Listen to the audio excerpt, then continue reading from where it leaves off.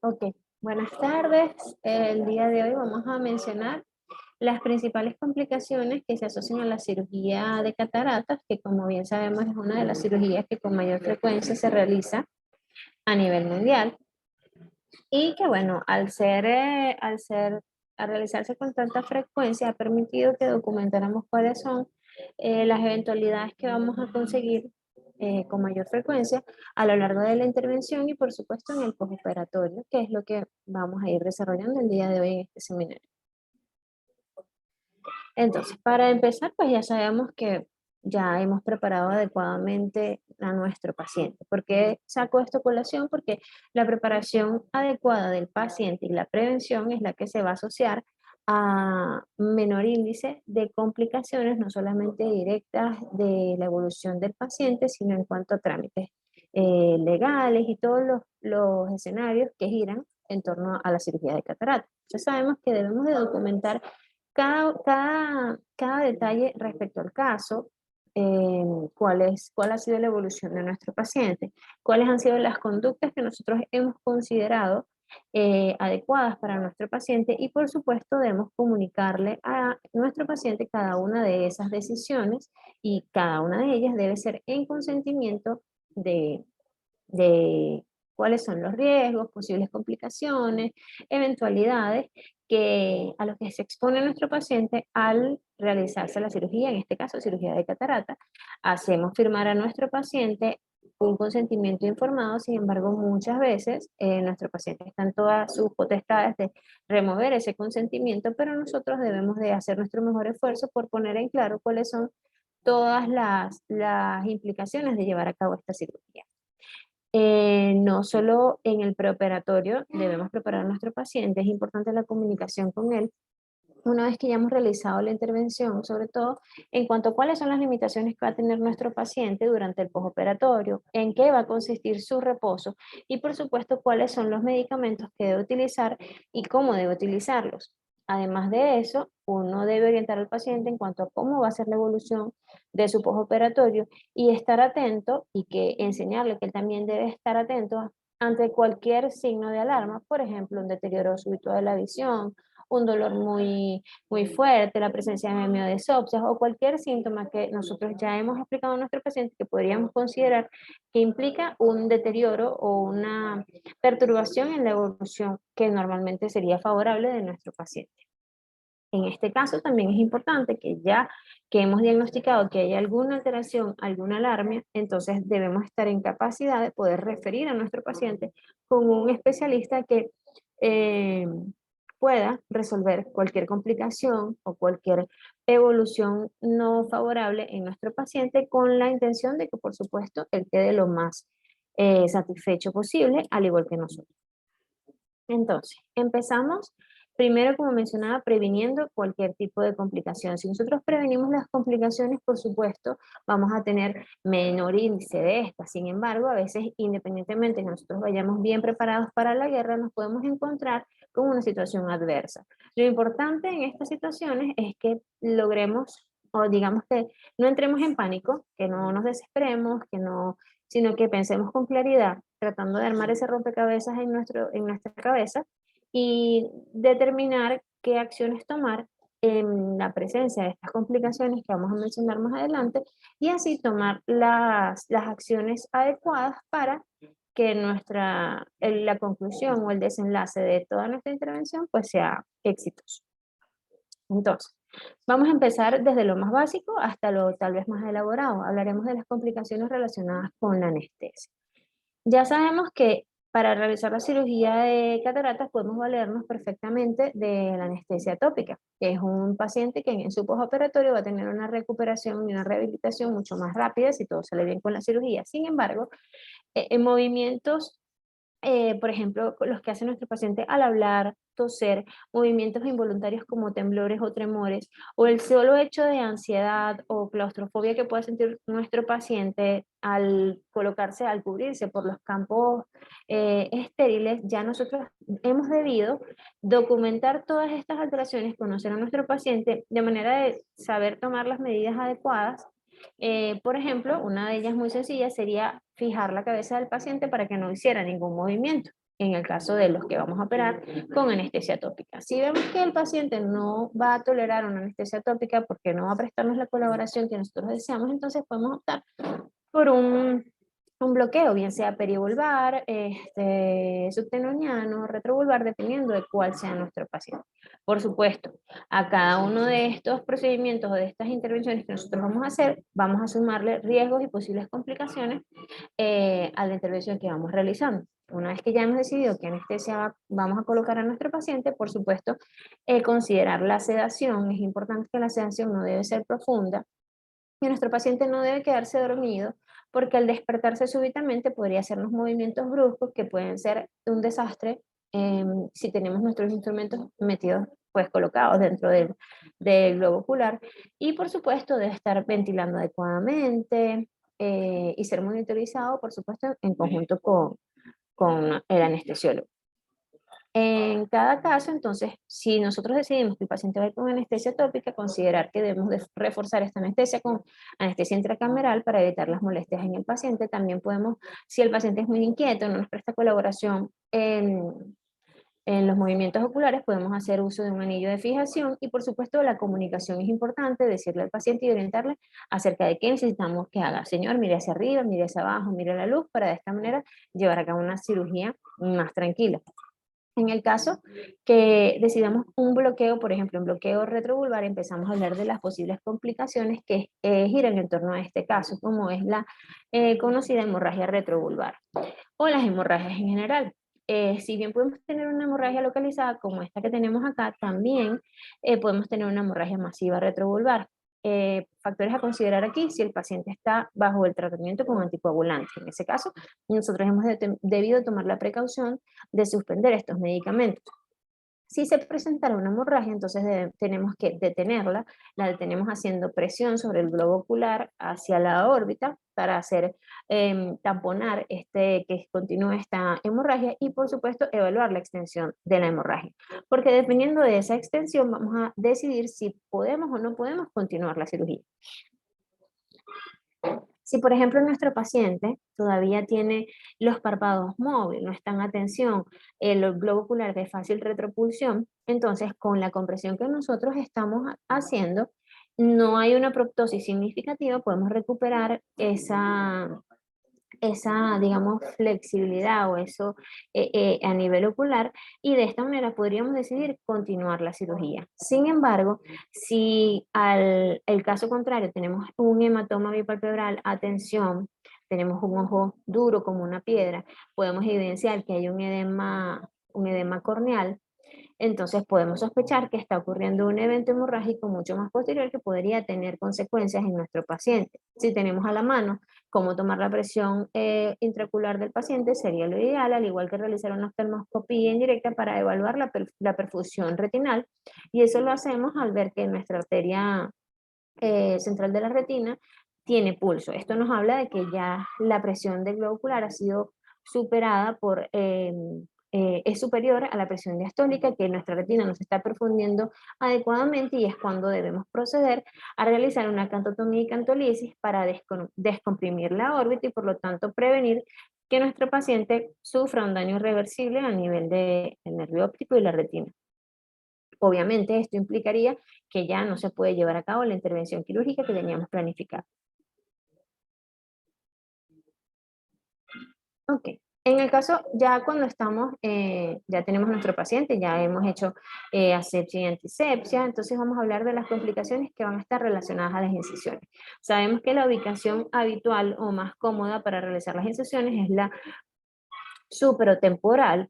Nuestras incisiones deben de ser suficientemente pequeñas para no condicionarnos a astigmatismos que puedan implicar un factor deleterio en la agudeza visual final de nuestros pacientes y por supuesto deben de ser herméticas, ya que vamos a trabajar con un sistema de irrigación-aspiración que preferible, o sea, en lo posible debe ser cerrado. Si nosotros cometemos un error al tallar o al realizar nuestra incisión, como lo podemos ver en esta imagen que tenemos acá, en vez de dirigirnos, por ejemplo, paralelo a en esta zona, irnos a hacer un túnel muy corto o al contrario, hacer un túnel muy largo o entrar de forma prematura, de forma precoz a la cámara anterior en el caso de que hagamos incisiones en córnea clara o En cambio, penetremos precozmente cuando tengamos un túnel cornoescleral, entonces podríamos inadvertidamente, como lo señala acá esta flechita, entrar al espacio supracoroideo, con todas las complicaciones que por supuesto esto llevaría. Por lo que, en este caso, si esto no sucede,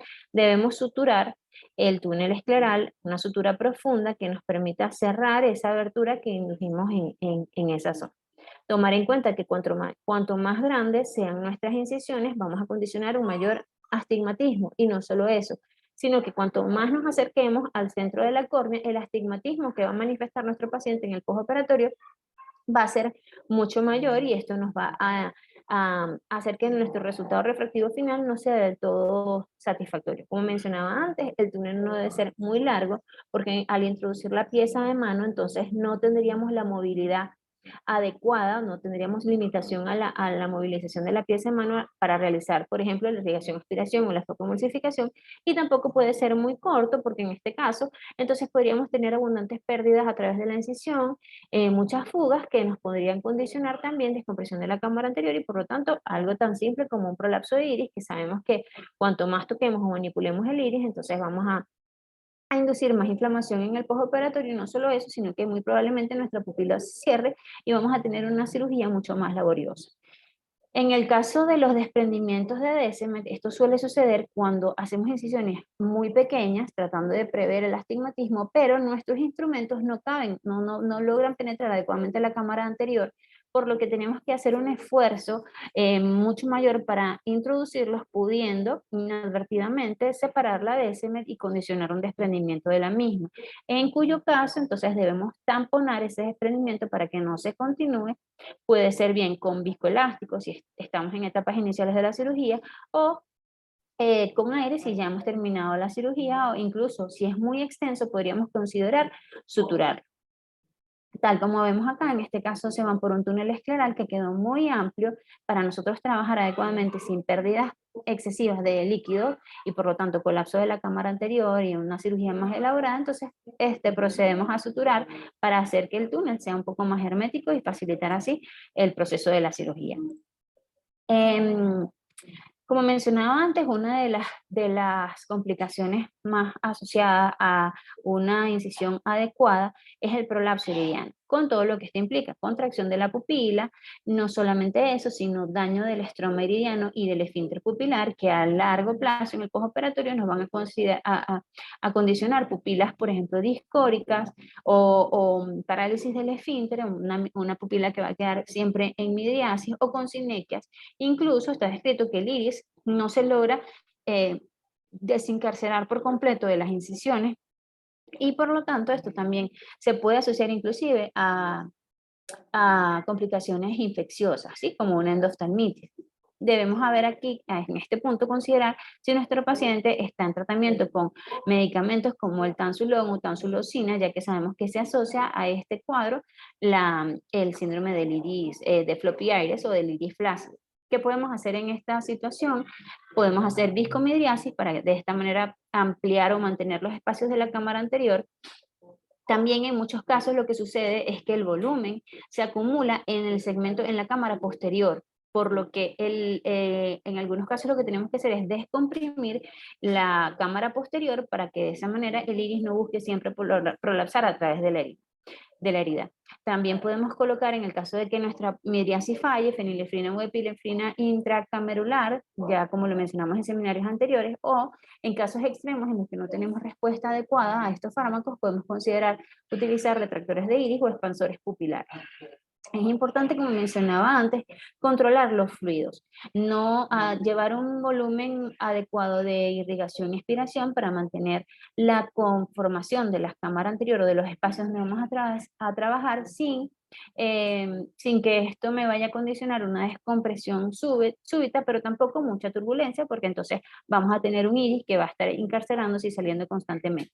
En algunos casos, cuando el iris ya es irretractible, o sea, no logramos meterlos, podemos considerar inclusive realizar una iridectomía periférica y por supuesto es de gran ayuda colocar los mióticos al final de la cirugía para que el esfínter pupilar se encargue de atraer todo el estromeridiano hacia el centro al hacer la miosis y de esta manera y disminuir la cantidad de iris que está encarcerado. En este caso, este video lo que busca es mostrar los problemas de una incisión inadecuada. Como vemos acá, la incisión está bastante grande, ya incluso se ve algo edematizada, lo que condiciona que todo el volumen, como vemos aquí, se está saliendo el viscoelástico, todo el volumen de líquido, en este caso de dispositivo viscoelástico que está colocando en cámara anterior, fácilmente egresa de la cámara anterior, por lo que no me mantiene el espacio adecuadamente. Por lo tanto, no puedo trabajar adecuadamente en ese espacio y constantemente el iris se está saliendo pues a través de la incisión. En este caso, independientemente de que la cámara se descomprime y se esté trabajando con un volumen adecuado, el hecho de que la incisión esté mal tallada, sea más grande de lo adecuado, entonces me condiciona que el iris va a ir saliendo a lo largo de todo. Otro problema relacionado con las incisiones es que si las hacemos muy grandes o muy pequeñas o colocamos la pieza de mano no en zona de seguridad, sino próximas más próximas a la incisión, entonces podemos condicionar quemaduras térmicas y no solo quemaduras térmicas, sino que la proximidad de la pieza de mano con el endotelio nos induce, por supuesto, una disminución del contagio endotelial. Además de que el manejo o la constante, el fluido de la solución salina balanceada tiende a hidratar también a hidratar los labios de la incisión, por lo que cuando queramos hidratar el estroma, entonces no va a ser suficiente para tener una cámara anterior hermética y muy probablemente nos veamos en la necesidad de colocar una sutura de la incisión. Acá tengo otro videíto. Vamos a colocarlo en este caso. El paciente todavía presenta algunos movimientos oculares, por lo que el cirujano se hace de un anillo de sujeción para lograr realizar todas las incisiones. En este caso coloca viscoelástico, está realizando las incisiones, la incisión principal, pero se va bastante posterior. Y como vemos acá, se desliza al entrar exageradamente dentro de la cámara anterior, el borde biselado del cuchillete o del microqueratomo amplía la incisión en el sentido lateral. Por lo que al trabajar en la capsulorhexis, como vemos acá, se sale constantemente el viscoelástico y él se ve en la necesidad de reforzarlo constantemente para poder terminar la capsulorhexis de forma exitosa. En este caso, cuanto mayor sea la estabilidad de la cápsula anterior, más fácil y de forma más adecuada vamos a poder realizar nosotros la capsulorhexis curvilínea continua. Ya en este caso procede a realizar la hidrodisección, movilizando el núcleo dentro del saco capsular y procede a realizar la facomulsificación. También acá podemos ver, no sé si se nota claramente, pero como la incisión quedó ligeramente grande, constantemente se está perdiendo líquido a través de la incisión, ¿sí? No sé si se logra ver ahí nítido, pero sale mucho líquido, lo que le permite o sea, lo que impide que trabaje con una profundidad adecuada en la cámara anterior. Además, la manipulación constante o el contacto constante con el iris progresivamente hace que la pupila se vaya cerrando. Y llega al punto en que el iris, igual que el video que vimos anteriormente, empieza a prolapsar a través de la herida. Y no solo eso, sino que el cirujano de forma inadvertida en varias oportunidades contacta con el iris, por lo que produce heridas en el esfínter pupilar, como se ve acá. Y sabemos que esto en el postoperatorio de nuestros pacientes puede condicionar molestias a la luz y mayor inflamación en el postoperatorio. En este caso, una vez que él logra llevar a cabo la facomulsificación con todas las adversidades, entonces se ve en la necesidad de, a pesar de haber hidratado adecuadamente los puertos, suturar la herida para poder tener un cierre hermético de las incisiones. Y no son autosellantes como sabemos que deben de ser las incisiones normalmente. Y este es el resultado postoperatorio, que obviamente uno quisiera que estuviese mucho mejor. Entonces vamos con las complicaciones relacionadas a la capsulorhexis. Sabemos que una de las cosas que garantizan el éxito de nuestra cirugía es la capsulorhexis curvilínea continua, porque se ha demostrado que esta proporciona mayor estabilidad para la colocación del lente, y no solo eso, sino que si realizamos una capsulorhexis curvilínea continua y por mala suerte tenemos una ruptura de la cápsula posterior, entonces podemos utilizarla de soporte para colocar los lentes en el sulcus. Entonces, acá vamos a tener varias situaciones. Por ejemplo, cuando nosotros utilizamos nuestro cistitomo para realizar el primer corte y tallar nuestro flap, puede que nos vayamos muy a la periferia, como es en este caso, y que el desgarro no sea un desgarro uniforme que nos permita sacar un único flap, sino que, como vemos acá, entonces vamos a tener un flap, varios picos en diferentes direcciones. En este caso, entonces uno podría considerar tomar uno de esos picos y realizar la capsulorhexis de forma curvilínea continua hasta continuar, hasta digamos confluir o encontrarse con el siguiente desgarro. O en otra de las alternativas sería tomar cada uno de ellos por separado y llevarlos a un punto en común en donde se conecten para hacer los bordes de la capsulorhexis lo más regular posible.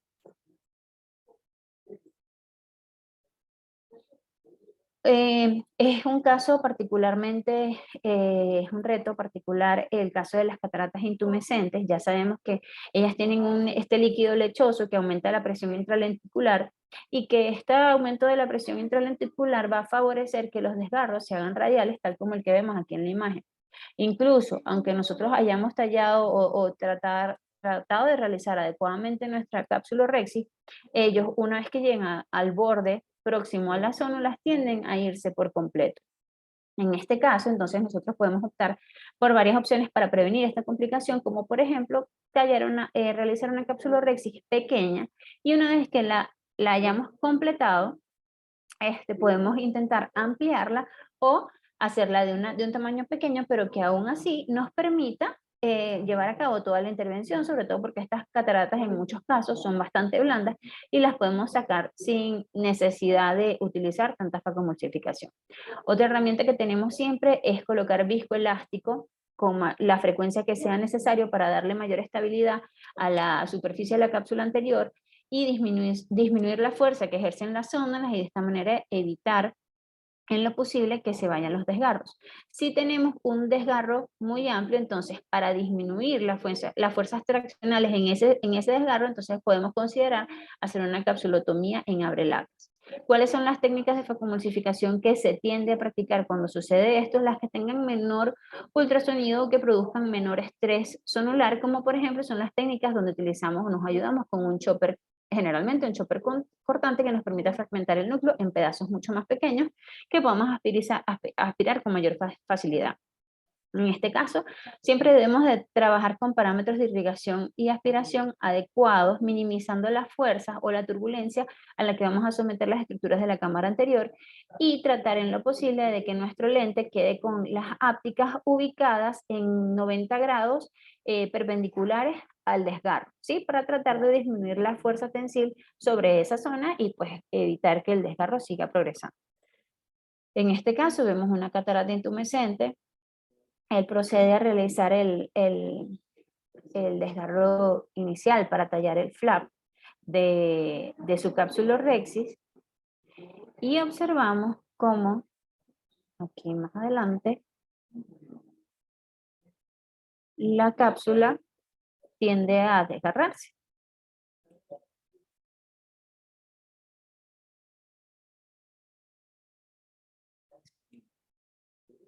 Entonces él tiene varios desgarros, pero decide tomar uno para empezar con su capsulorhexis curvilínea continua y en efecto, en algún momento logra homogenizarla a pesar de no ser un círculo perfecto, pues logra cohibir los desgarros. Por ejemplo, acá se estaba yendo, entonces hace una fuerza perpendicular a la dirección del desgarro para tratar de cambiar la dirección del mismo y lo logra dirigiendo la cápsula hacia donde hacia donde consideraríamos que es seguro. Logra, sin embargo, lo vuelve a desgarrarse la cápsula, como ven acá, coloca viscoelástico para aumentar la estabilidad de la cápsula anterior y luego culmina la capsulorhexis, como vemos acá. Sin embargo, la forma que adquiere o que finaliza la capsulotomía es bastante irregular, por lo que decide, con una tijerita de vanas, homogenizar un poco los bordes de la misma para que quede un poco más circular y de esta manera pues dar mayor estabilidad al saco capsular. Este video que vemos acá, también cortesía de Cataract Coach, igual procede a teñir la cápsula con una catarata intumescente, pero en este caso es bastante más dramático porque solamente con el cistitomo él logra pinchar apenas la cápsula y se produce un desgarro gigantesco. Este es el caso característico en el cual nos vemos en la necesidad de terminar la capsulotomía en forma de abrelatas para que así la tensión de las zónulas no sea solamente en las zonas de los desgarros, sino que sea un poco mejor distribuida, permitiendo así que se logre llevar a cabo la fotoemulsificación. Recordando que siempre cuando sucede esto tenemos que bajar con bajos parámetros de irrigación y aspiración, pero al punto de que nuestra cámara anterior se mantenga formada y podamos llevar a cabo la cirugía de una forma efectiva, tal como vemos acá. Una vez que logra eliminar el núcleo y los restos corticales, coloca viscoelástico, hay buen soporte, por lo que puede proceder tranquilamente a colocar su lente intraocular. Ya hablando entonces de complicaciones relacionadas en la facomulsificación o cuando estamos realizando la facomulsificación, tenemos muchísimas. Como mencionaba, entonces, si tenemos incisiones muy pequeñas, podemos inducir un desprendimiento del ADSM cuando estamos empujando los instrumentos. También podemos tener lesión inadvertida del iris o iridodiálisis, incluso si cuando estamos introduciendo nuestra pinza o nuestro instrumento, primero o segundo instrumento, inadvertidamente hacemos mucha presión y podemos desgarrar o condicionar una iridodiálisis. Siempre debemos estar pendientes de colocar suficiente viscoelástico para mantener los espacios adecuadamente. También es importante considerar que de forma inadvertida podemos hacer presión directamente sobre el ojo, o sea, nosotros aplastar el ojo o al manipularlo, mover nosotros el ojo, sobre todo en dirección hacia abajo, y esto sucede sobre todo cuando las incisiones son muy ajustadas y tenemos que hacer mucho esfuerzo para introducir las pinzas, en lo cual deberemos considerar ampliarlas. También puede presentarse un cuadro característico en donde la cámara anterior es muy profunda. Esto sobre todo ocurre en pacientes que tienen miopías elevadas o que han sido vitrectomizados. Este cuadro clínico se llama síndrome de retropulsión del diafragma irido-lenticular. Sucede cuando el borde de la capsulorhexis que hemos tallado y el iris bloquean, o sea, se están en contacto y bloquean los fluidos hacia la cámara posterior, lo que induce que todo el volumen que se está introduciendo en la cámara anterior presione este diafragma irido-lenticular en sentido posterior, y esto por supuesto nos aumenta el riesgo de que haya, por el aumento de la presión, una ruptura de sonolar o una RCP. Caso contrario es el colapso de la cámara anterior. Esto suele suceder cuando no tenemos una irrigación suficiente que nos permita la estabilidad de la cámara anterior, en cuyo caso tenemos que aumentar la irrigación, o en algunos facos nos permiten aplicar o colocar el parámetro de irrigación continua. También esto sucede cuando egresan mucho los fluidos, y esto ya sabemos que se asocia generalmente a fugas a través de las heridas, o también a la presión positiva que surge cuando tenemos, por ejemplo, presión vítrea. ¿Qué es esa presión vítrea positiva o esa presión positiva? En este caso vamos a ver que a pesar de que nosotros coloquemos una irrigación adecuada y estemos constantemente colocando viscoelástico en nuestra cámara anterior, entonces vamos a tener prolapso iridiano, una cámara anterior que se aplana con mucha frecuencia, incluso en algunos casos la presión es tan alta que puede hacer que nuestro núcleo prolapse a la cámara anterior, lo que induciría que trabajemos en esa zona, no en la zona de seguridad, y por lo tanto tengamos daño endotelial. ¿Cuáles son las causas? Generalmente cuando estamos ejerciendo mucha presión sobre el globo ocular, también hay que considerar, por ejemplo, cuando colocamos la anestesia perivulvar, que no hemos colocado mucho volumen y esto hace que el ojito se comprima en sentido de posterior hacia anterior, el blefarostato también puede condicionarnos a aumento de la presión positiva. Si estamos usando suturas de referencia y las tenemos muy ajustadas, también esto puede inducirnos a aumento de la presión positiva. Y pues un síndrome de misdirección del flujo por RCP. ¿Qué quiere decir esto? Que inadvertidamente no nos hemos dado cuenta que hay una ruptura de la cápsula posterior y a través de esta el líquido de la irrigación pase hacia la cavidad vítrea, permitiendo que el vitrio se expanda y por lo tanto que nos empuje las estructuras hacia adelante. Generalmente esto sucede de forma inadvertida. También las maniobras de Valsalva de nuestro paciente, por ejemplo, si tiene tos, está aguantando la respiración, nos pueden aumentar la presión positiva. Otra de las complicaciones, como ya mencionábamos anteriormente, son las quemaduras térmicas y esto generalmente termina en una sutura de estas heridas para que sean cerradas adecuadamente.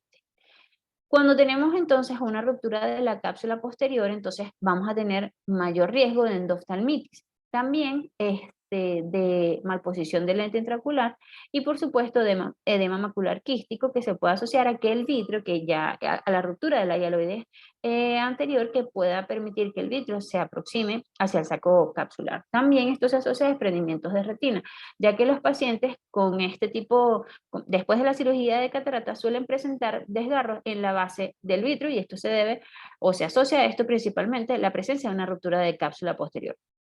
¿Cómo lo prevenimos? Pues condicionando mayor estabilidad a nuestra cirugía con una cápsulorexia curvilínea continua, trabajar con baja aspiración y vacío, previniendo de esta manera el colapso de la cámara anterior.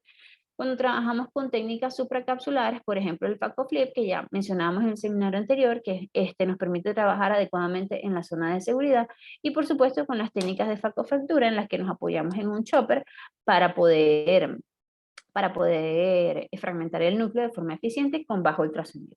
Para cualquiera de estos procedimientos es importante realizar una disección adecuada, es decir, nosotros debemos de poder movilizar el núcleo para poder colocarlo en la posición que nos vamos a sentir más cómodos para trabajar. ¿En qué pacientes vamos a tener mayor riesgo de este tipo de complicaciones, como la ruptura de la cápsula posterior? Por supuesto, en las cataratas brunescentes, que ya sabemos que como son cataratas mucho más duras, son más difíciles de fragmentar y que al rotar ejercen un efecto mecánico directo traumático sobre el saco capsular, pudiendo aumentar el riesgo de romperlos. Pues. También en pacientes jóvenes que tienen escleras flexibles, que son más susceptibles a las fluctuaciones en la fluídica y además una cápsula mucho más elástica que con facilidad podemos romper inadvertidamente. En el caso de las cataratas polares posteriores también tenemos aumento de riesgo de las RCP porque hay una comunicación directa de estas con el espacio vítreo. En pacientes vitrectomizados o con miopías muy elevadas, que sabemos que trabajamos en una cámara posterior, tenemos una cámara posterior mucho más profundas y por supuesto en las cataratas intumescentes en las que preferiblemente debemos descomprimir para no tener esa presión intralenticular tan elevada y por lo tanto aumentar el riesgo de que la cápsula se rompa. En este caso entonces tenemos una cirugía que transcurre con toda normalidad, está haciendo la técnica de divide and conquer y está empezando a facomulsificar el núcleo. Sin embargo, ya cuando está en la aspiración de los restos de corteza, vemos que el resto cortical se adhiere, o este pedazo de núcleo se adhiere al endotelio corneal, por lo que él se ve en obligación de colocar viscoelástico para tratar de despegarlo de ahí y poderlo facomulsificar con mayor facilidad. Pero mientras realiza esto de forma inadvertida, toma la cápsula posterior y tenemos entonces una RCP. En este caso, como se trata de un cirujano ya experimentado, estos videos los tomé el canal de YouTube del doctor Bonafonte. Entonces lo primero que hace, como vemos aquí, es tamponar ese orificio en la cápsula posterior con viscoelástico. Procede, a pesar de que quedan restos corticales, procede a colocar, a implantar el lente intraocular para así darle un poco más de estabilidad al saco capsular. Y una vez que el lente está bien ubicado, entonces puede continuar con la aspiración de estos restos corticales. Una vez que ya ha retirado toda la corteza o los fragmentos del núcleo que quedaban allí pendientes, entonces procede a retirar el viscoelástico. Primero lo lava con la cánula de irrigación para tratar de desplazar lo más que se pueda sin traumatizar la zona del desgarro de la RCP, y luego procede a retirar el exceso de viscoelástico para evitar las complicaciones relacionadas con aumentos de la presión en el postoperatorio. Lo importante es que una vez que nosotros presentamos o evidenciamos que una RCP, tenemos que pasar a trabajar en un sistema presurizado semicerrado. Es decir, en ningún momento podemos dejar que nuestra cámara colapse o se aplane, ya que esto se asocia a que el vidrio puede prolapsar a través de esta RCP, y en este caso, pues ya sabemos todas las complicaciones que a él se asocian. ¿Qué pasa si todavía tenemos núcleo o corteza? Dependiendo de la cantidad de núcleo que quede en nuestra cámara anterior o que nos quede por facomulsificar, podemos convertir a extracapsular, o bien, si nos queda poco, podemos continuar la facomulsificación. Pero tenemos que tomar en cuenta que para continuar la facomulsificación debemos de trabajar con el ultrasonido lo menos que se pueda. Aquí la bibliografía sugiere que deberíamos trabajar con torsional, que sabemos que se asocia mucho menos al chattering o al martilleo y a las fluctuaciones o la turbulencia en la cámara anterior. Debemos trabajar lejos del desgarro para evitar que las fuerzas de manipulación que estamos ejerciendo en ese momento fortalezcan o aumenten el desgarro. Por supuesto, evitar el colapso de la cámara anterior, como ya mencionaba, y ubicar el segundo fragmento, el segundo instrumento detrás de nuestro fragmento para evitar que inadvertidamente este fragmento pueda irse a través de este desgarro y lujarse a la cavidad vítrea. Es muy importante el taponamiento con el viscoelástico pesado. En este caso, aquí podemos ver el médico está llevando a cabo la facomulsificación y ya queda más o menos un 50% del núcleo, y en este momento hay una RCP y podemos ver cómo el vitrio prolapsa hacia la cámara anterior. En este momento, entonces, él mantiene para la facomulsificación y la aspiración, pero mantiene la pieza con irrigación. ¿Ok? ¿Por qué? Porque no podemos dejar que la cámara colapse. ¿Sí? Hay una maniobra que vamos a ver acá más adelante, em, en la que con su segundo instrumento él trata de llevar los fragmentos de núcleo de corteza hacia la pieza de aspiración. En este caso está procediendo, como vimos, hay bastante vitrio y está haciendo una vitrectomía anterior. Es importante que el vitreófago se debe mantener anterior al desgarro, ¿sí? No podemos, digamos, realizar la vitrectomía a través del desgarro, sino tratando de eliminarlo solo de la cámara anterior, lo más que se pueda. De esta manera nosotros prevenimos que el vidrio pueda posteriormente hacer sinequias a las incisiones, al iris y todas estas complicaciones. Una vez que lleva a cabo la vitrectomía, procede a terminar en lo posible la aspiración de los restos corticales para dejar esa zona lo más limpia posible. Y luego coloca bastante viscoelástico. El viscoelástico lo que hace es una barrera que impide el prolapso del lente intraocular o de lo que nosotros vamos a colocar hacia el vitrio. En este caso, como ven, él coloca el viscoelástico en toda la zona del desgarro para poder proceder a implantar el lente intraocular. Como no tenemos soporte posterior, entonces este lente intraocular que va a colocar es un lente de 3 piezas, y por supuesto lo va a colocar en surco. A diferencia de cuando colocamos nuestro lente normalmente, debemos ubicar el áptica, la primera que colocamos, justo en sulcus, y la segunda áptica la dejamos por fuera y procedemos con mucha delicadeza a ubicarla también en el sulcus, con la intención de que, por supuesto, no vayamos a alujar el lente intraocular a cavidad vitrea. Siempre se trabaja con bastante viscoelástico. Una vez que ya el lente está en posición, procede a retirar el exceso de viscoelástico.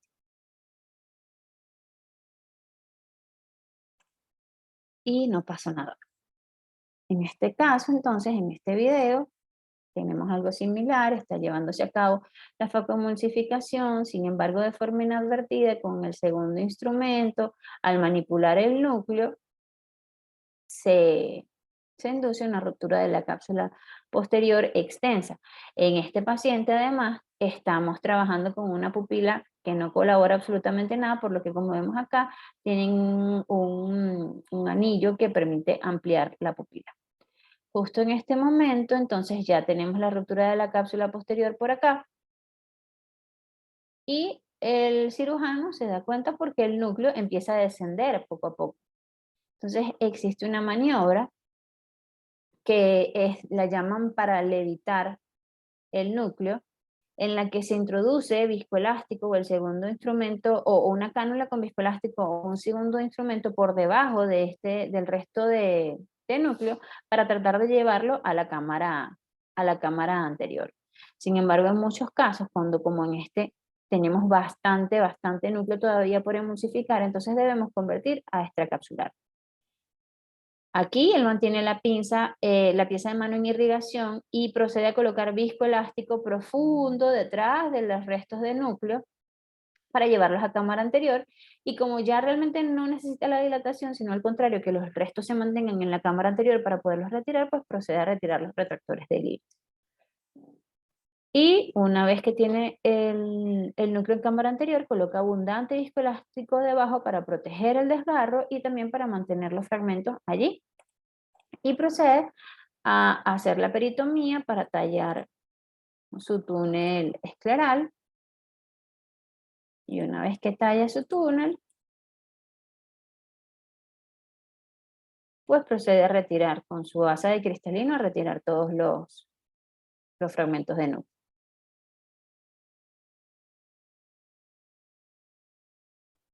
Siempre colocando bastante viscoelástico.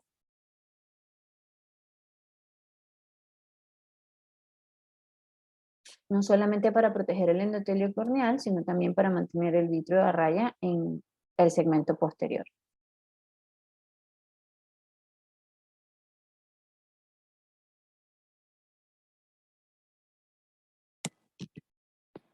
Luego de esto, ya he retirado todos los fragmentos,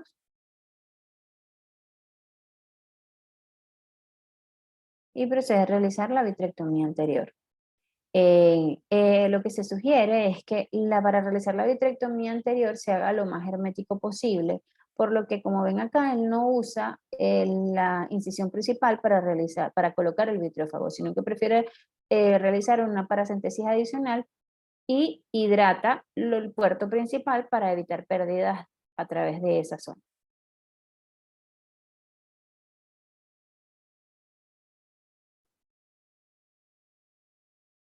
Muy bien. Esto es lo que sucede entonces cuando consideramos convertir la facomulsificación a una cirugía extracapsular. Como vemos acá, esta sería la maniobra para levitar, pero en este caso se hace a través de una esclerotomía que se realiza a 3.5 milímetros del limbo, ¿sí? Esto obviamente lo pueden realizar cirujanos con mucha más experiencia, que colocan su cánula, colocan el viscoelástico empujando los fragmentos hacia adelante, y posteriormente introducen también su vitreófago para hacer una vitrectomía anterior, pero con un abordaje posterior. Entonces, esto también se asocia a que podamos dejar fragmentos o bandas de vitrio en la cámara anterior que se puedan adherir a las incisiones principalmente, por lo que es importante tener una cámara anterior hermética. Sin embargo, en estos casos, si esto sucediera, podemos ayudarnos con el JAK láser para liberar esta cinequia. Otra complicación bastante devastadora es que manipulemos muy fuertemente el núcleo, o que por ejemplo sea un paciente con un síndrome de pseudodesfoliación o con un problema, una diálisis anular, y nuestro núcleo se luje por completo a la cavidad vítrea. En este caso, lo menos que debemos hacer, pues, es intentar alcanzar el núcleo. Los esfuerzos por atraerlo, bien sea con aspiración o con facomulsificación, no nos van a traer más que complicaciones, por lo que en este caso, este cirujano bien experimentado lo que hace es que deja caer su núcleo hacia allá y procede a dejar el segmento anterior lo más limpio posible, como vemos aquí. Obviamente hay un tiempo de espera que el que narra el video dice que está como asimilando qué es lo que va a hacer. Pues procede a realizar una vitrectomía anterior.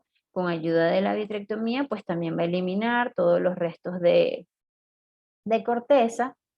Y por supuesto, como hizo una capsulorhexis perfectamente curvilínea o circular, entonces utilizará esa zona posteriormente para colocar su lente intraocular, Es un lente intraocular flexible de 3 piezas para colocarlo, por supuesto, en sulcus. Igualmente, coloca primero el áptica ubicándola en el sulcus y luego orienta el lente de manera que pueda posicionarlo.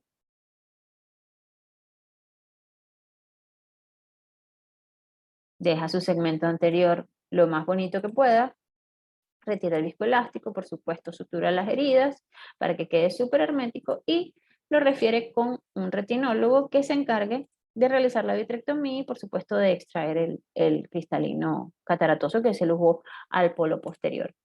Esto de igual manera puede sucedernos con el lente intraocular, en cuyo caso la respuesta va a ser la misma. Nunca tenemos que tratar de rescatar en la cavidad vítrea ni el núcleo ni el lente intraocular.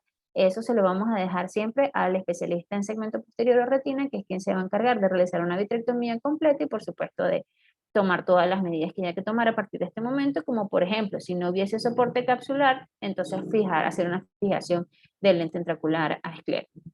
Existen muchos casos en los que tenemos diálisis sonular que podemos ver al examen en la biomicroscopía de nuestros pacientes, como es esta imagen que vemos acá. Sin embargo, en otros casos no es tan evidente. Estas diálisis sonulares se asocian a traumatismos preexistentes o a síndromes que ya conocemos, como es el síndrome de Marfan, de Welch-Marquesani y pseudofoliación. También, si nosotros hacemos una manipulación intraoperatoria exagerada, podemos nosotros terminar por romper la zónula y es entonces cuando nos vamos a hacer de estos señores que vemos acá, que son los anillos de tensión capsular. Existen infinidad de ellos, muchos se suturan a esclera, otros no, solamente aumentan la tensión dentro del saco, al colocarlos dentro del saco capsular, pero esto sobre todo cuando son menos de 4 horas las que están comprometidas. ¿Cuáles son los signos que nos van a hablar de una diálisis sonular? Pues que haya facodonesis e iridodonesis, cuando podemos ver vitro en cámara anterior que, por ejemplo, podría prolapsar por esta zona, o cuando ya podemos evidenciar que hay un defecto sonular, hay una zona de la periferia del ecuador del cristalino en donde vemos que no hay sonula. El síndrome de pseudofoliación, que tiene este signo característico que es el signo de Diane, y en la gonioscopía podemos evidenciar la diane de San Paulesi.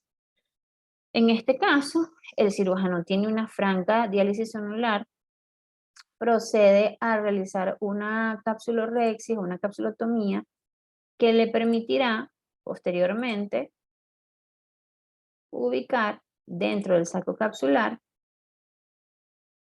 el anillo de tensión capsular.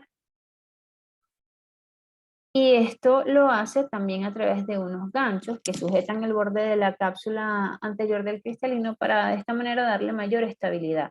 A diferencia de cuando nosotros tenemos una RCP que tenemos que trabajar lejos del desgarro, en el caso de las diálisis sonulares más bien debemos de trabajar cerca de esta zona para no aumentar la tensión en las zónulas que todavía tenemos indemnes. Esa es la razón por la cual toda la tensión que nosotros estamos ejerciendo la vamos a hacer justo acá en donde no tenemos zónulas.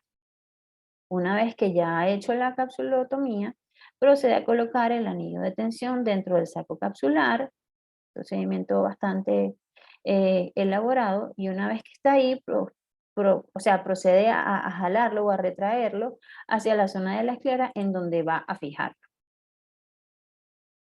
En este caso lo sutura con sutura de mercilene y por supuesto esto le va a dar muchísima más estabilidad al saco capsular para que nosotros podamos implantar el lente intraocular dentro de este.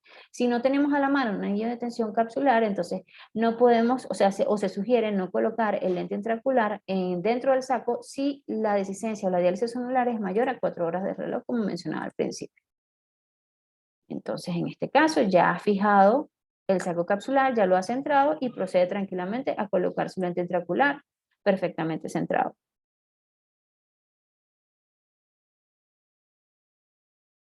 En cuanto a las complicaciones, digamos más fatales o más fuertes, vamos a tener la hemorragia supracoroidea. A un cuadro parecido también está la efusión coroidea, solo que esta efusión coroidea es mucho más benigna porque no es una hemorragia masiva que condiciona prolapso del tejido uveal y todo el tejido coroideo dentro del ojo.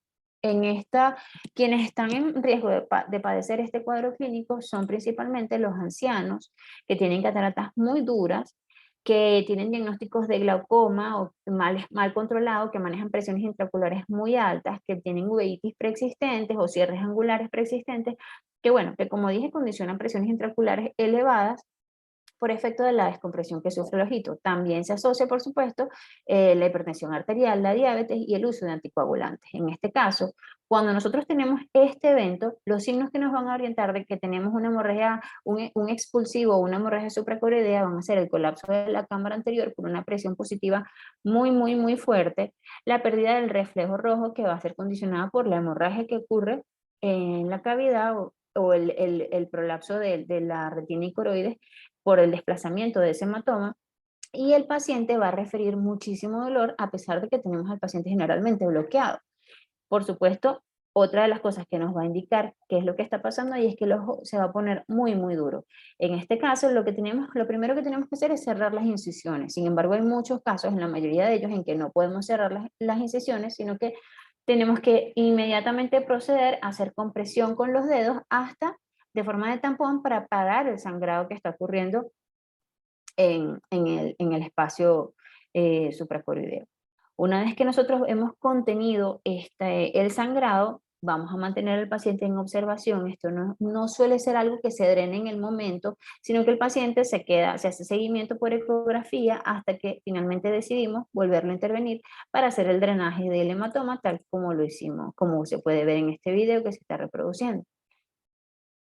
Y bueno, dependiendo del drenaje, pues ya, dependiendo de qué tan masiva haya sido esta hemorragia, pues va a ser el pronóstico de nuestro paciente. Generalmente cuando esto ocurre, el pronóstico visual es bastante malo.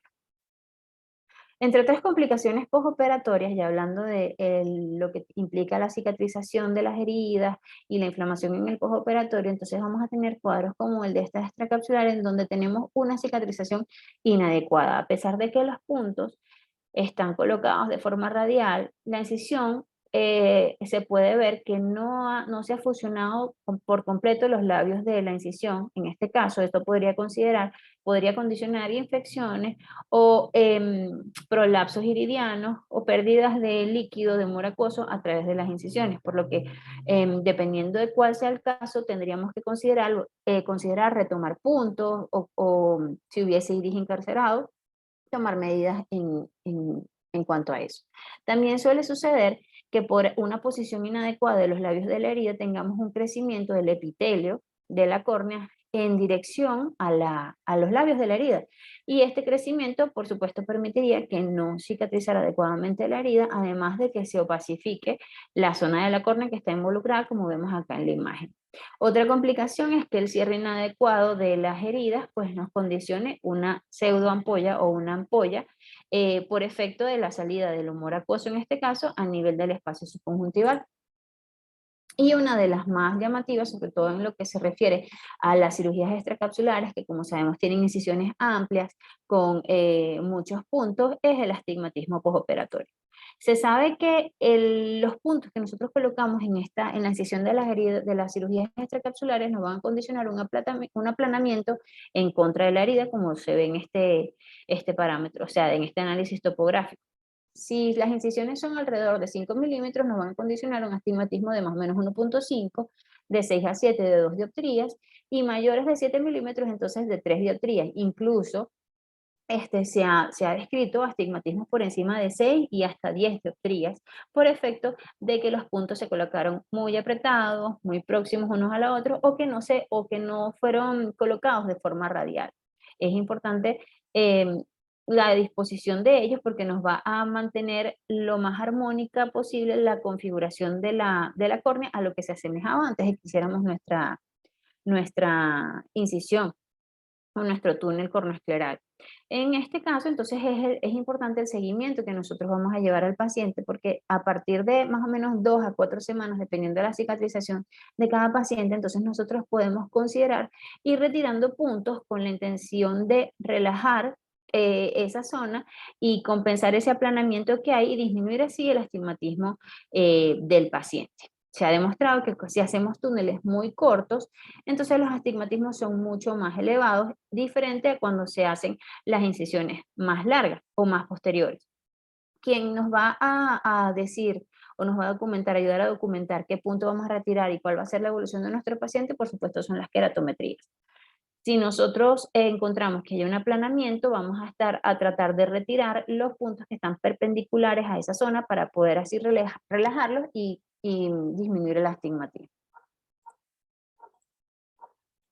Otra de las complicaciones que se describen posterior a la cirugía de cataratas es el síndrome de toxicidad del segmento anterior. Es una complicación inflamatoria muy aguda, muy brusca, muy fuerte, en la que los hallazgos más característicos, pues, es como su nombre lo dice, una inflamación desproporcional en el segmento anterior que consta de un edema corneal muy significativo. Además, en este caso, puede haber una reacción inflamatoria en cámara anterior muy severa al punto de poder condicionar un hipopión, como lo vemos en la tercera imagen. Esto se asocia al uso pues, de anestésicos, a los preservantes de los medicamentos que nosotros colocamos intracamerales o para esterilizar pues, al paciente, al igual que los viscoelásticos y los instrumentos de esterilización. Incluso el polvo del talco de los guantes podría asociarse a este síndrome. Este cuadro clínico lo vamos a desarrollar más adelante en un seminario que directamente se habla de este cuadro conjunto en comparación con la endoftalmitis. Sin embargo, de forma muy general, el manejo lo vamos a hacer con antiinflamatorios y con hipotensores oculares, dependiendo de la evolución de cada paciente. Algo que nos encontramos con frecuencia también es el edema corneal, no necesariamente asociado a una inflamación exagerada en la cámara anterior, más se asocia por supuesto a la manipulación que nosotros realizamos durante la cirugía y por supuesto al ultrasonido.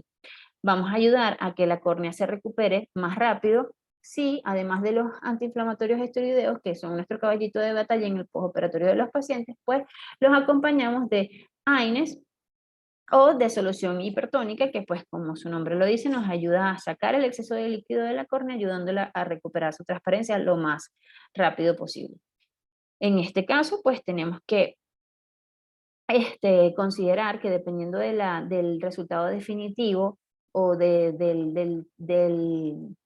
la progresión en el tiempo de nuestro edema corneal, nosotros podemos determinar una solución que puede ir desde simplemente colocar estos medicamentos que yo les estoy mencionando hasta trasplantes, queratoplastia penetrante, trasplantes endoteliales, dependiendo por supuesto de cuál sea el caso. En cuanto a otras situaciones que se presentan en el postoperatorio de la cirugía de catarata, también están los glaucomas secundarios, ¿sí? No solamente el glaucoma secundario, sino que la inflamación y todo el viscoelástico, todo esto puede exacerbar una condición ya establecida en nuestro paciente, como puede ser el glaucoma primario de ángulo abierto. Existen otros cuadros, por ejemplo este que vemos acá, que es el glaucoma de células fantasmas, en el cual los glóbulos rojos van a presentar una reacción, van a inducir una reacción eh, inflamatoria a nivel del globo ocular y van a bloquear, por supuesto, los espacios de la malla trabecular, induciendo un glaucoma que es bastante difícil de manejar. También sucede lo mismo en el caso de los ifemas. Dependiendo de la evolución de los ifemas y del porcentaje que ocupan de la cámara anterior, nosotros podemos considerar hacer intervenciones como por ejemplo hacer un lavado de cámara anterior o simplemente colocar antiinflamatorios y medicamentos antiglaucomatosos. Tenemos el síndrome iris glaucoma ifema, que sabemos que se asocia a la malposición del lente intraocular, que puede inducir traumatismos constantes en el iris y hacer que sangre.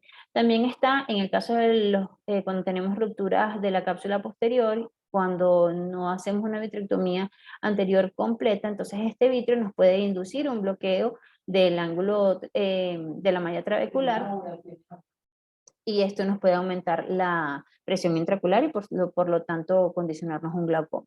También puede suceder lo mismo con el lente intraocular o el síndrome de hemisdirección o de glaucoma maligno que conocemos todos, que termina probablemente en capsulotomía y si no funciona en vitrectomía. La complicación más frecuente de la cirugía de cataratas es la opacidad de la cápsula posterior. La mayoría de los pacientes presentan esta complicación en mayor o menor medida, ya se puede evidenciar incluso en el postoperatorio inmediato. ¿Cómo la prevenimos? Haciendo una hidrodisección adecuada, colocando el lente intraocular en saco. Ese lente intraocular debe tener preferiblemente los bordes posteriores rectos con la intención de contactar la cápsula posterior y limitando que las células del ecuador migren hacia esa zona, por lo tanto condicionando la cápsula, la opacidad de la cápsula posterior. También los lentes acrílicos se han asociado a una menor progresión o un desarrollo de esta cápsula. Entonces tenemos aquí imágenes donde vemos que pueden ir de variable densidad, desde una densidad que no limita la agudeza visual hasta una cápsula muy opaca que nos limita, por supuesto, la agudeza visual. La capsulotomía, este procedimiento lo vamos a realizar con un jack láser y las limitaciones realmente son pocas o las contraindicaciones y simplemente, o sea, y se van a limitar más que todo a pacientes donde no tenemos una visualización adecuada de la cápsula posterior y podemos lesionar otra de las estructuras de forma inadvertida. Bien, con consideraciones respecto al jack láser, pues utilizar una baja energía suficiente solamente para permeabilizar esa cápsula posterior. Existen diferentes técnicas, hay una que permite ir relajando la cápsula posterior, como vemos acá, en diferentes puntos, descendiendo cada vez para que ella misma, por el efecto de la tensión, abra, o bien podemos tallar diferentes puntos aquí hasta conformar un rombo que nos permite liberar el eje visual. En este caso, pues las consideraciones en el postoperatorio a este procedimiento, pues si el paciente sufre de glaucoma, pues mantener su tratamiento. Se ha descrito que hay un aumento de la presión intraocular, por lo que conviene en algunos pacientes indicar fármacos para bloquear pues, este efecto hipertensor relacionado con las 24 horas después de la capsulotomía y por supuesto un antiinflamatorio. En cuanto a otras complicaciones postoperatorias en las que podemos hacer uso del jack láser, puede estar la vitrolisis anterior, que es ese caso en los que les comentaba, el vitrio queda encarcelado en alguna de las heridas corneales y disparando con el jack láser podemos liberar esas zonas. También en el caso de pupilas discóricas podemos proceder a esfinterectomía o corioplastia para ampliar la pupila o hacerla más regular uniforme, incluso para hacer una pupiloplastia en el caso de que la pupila haya quedado muy pequeña, al igual que como vemos acá en esta zona. También podemos utilizar el jack láser en síndromes de contracción capsular, como vemos acá, o para liberar incluso restos de corteza o acúmulos de proteínas que se forman en el saco capsular en el postoperatorio tardío de nuestros pacientes. Otra de las complicaciones asociadas a la cirugía de catarata es el edema macular quístico. Muchos lo conocen como síndrome de Irving-Gauss. A este se asocia principalmente el hecho de que haya una RCP y que a través de esa RCP haya prolapsado vitrio y pues que el tiempo quirúrgico haya sido muy largo, que el lente no se haya posicionado de forma adecuada, permitiendo que el vitrio se movilice a través de esa RCP o que bien quedara encarcerado el vitrio en alguna de las incisiones.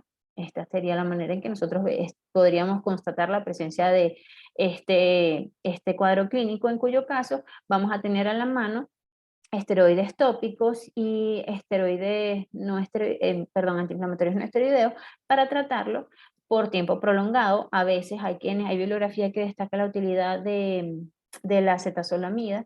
En estos casos todo va a depender de la evolución del cuadro clínico de cada paciente. La endostelmitis es otra complicación tardía, o no tardía, pero sí que suele suceder después a la cirugía de catarata, aunque el porcentaje es bastante bajo.